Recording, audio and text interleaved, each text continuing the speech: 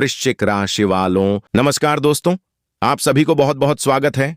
कल्पना कीजिए, आज गुरुवार है। सुबह का शांत आसमान, हल्की सुनहरी धूप, और तभी आकाश से एक सफेद कबूतर धीरे धीरे आपके आंगन की ओर उतरता है। उसके मुंह में एक छोटा सा लिफाफा है जिस पर सुनहरे अक्षरों में लिखा है गुड न्यूज।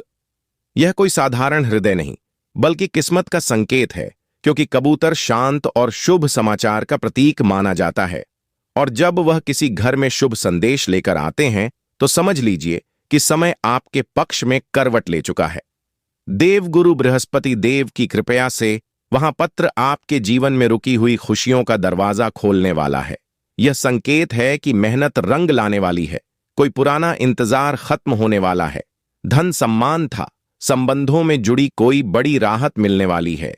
इसलिए मन को सकारात्मक रखें, विश्वास बनाए रखें, और जैसे ही वहां गुड न्यूज का पत्र आपके हाथों में आ जाए, उसे मुस्कुराएं और कृतज्ञता के साथ स्वीकार करें, क्योंकि यह सिर्फ एक खबर नहीं, बल्कि नए शुभ अध्याय की शुरुआत है।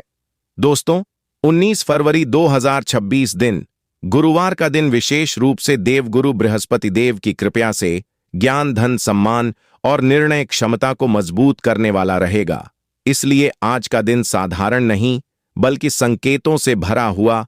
वह सुबह उठते ही मन में हल्की चिंता रह सकती है, लेकिन दोपहर तक स्थितियां आपके पक्ष में मूर्ति हुई दिखाई देगी।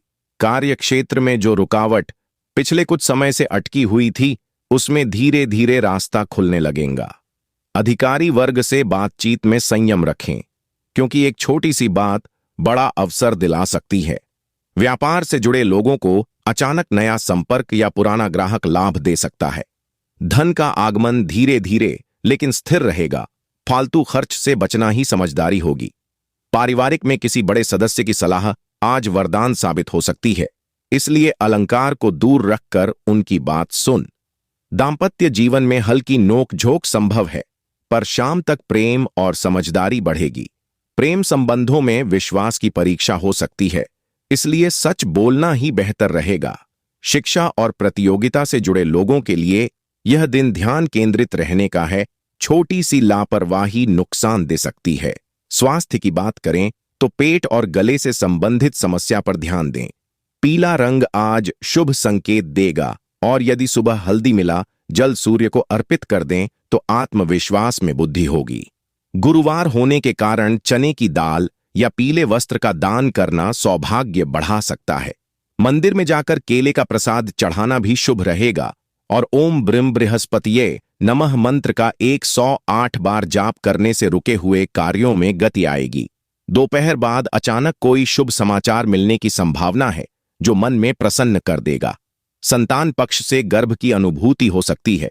कोर्ट कचहरी या कागजी छोटी सी चूक परेशानी बढ़ा सकती है। यात्रा का योग बन सकता है, पर आवश्यकता यात्रा टाले तो बेहतर रहेगा। शाम के समय पीपल के वृक्ष के पास दीप जलाना मानसिक शांति देगा और घर में सकारात्मक ऊर्जा का संचार करेगा। कुल मिलाकर यह गुरुवार देरी और विश्वास रखने वाले के लिए उन्नति का संकेत दे सकता है।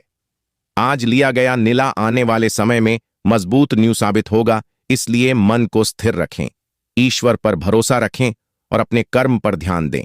सफलता धीरे धीरे आपके कदम चूमती हुई दिखाई देगी। दोस्तों, आज आपके भीतर के एक सच्चाई और आपसे दिल से जुड़े बात है।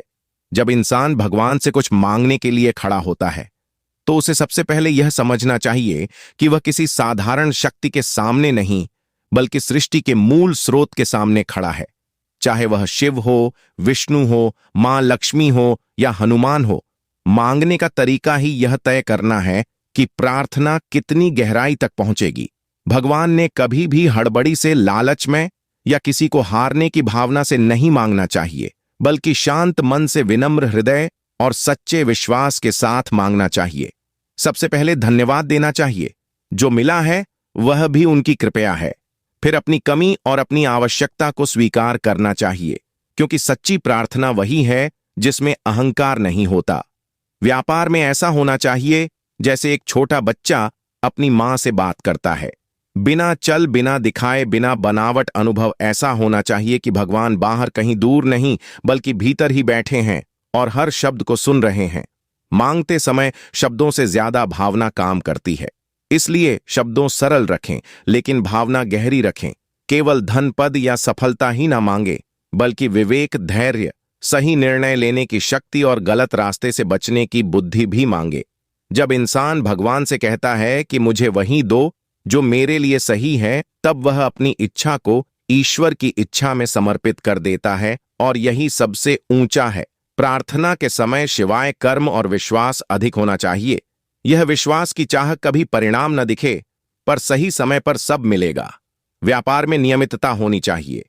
रोज थोड़ा समय निकालकर सच्चे मन से संवाद करें। केवल संकट में नहीं, बल्कि सुख में भी याद करें। अनुभव ऐसा बनाएं कि हर छोटी घटना में भी भगवान का संकेत दिखे। यदि कुछ देर से मिल रहा है, तो उसे परीक्षा समझने की अस्वीकार। मांगते समय दूसरों के लिए भी शुभकामना रखें, क्योंकि जो दूसरों के लिए अच्छा चाहता है, उनके लिए रहे, अपने आप खुलता है। प्रार्थना के बाद कम करना ना भूले, क्योंकि भगवान रास्ता दिखाते हैं। चलना इंसान को ही पड़ता है।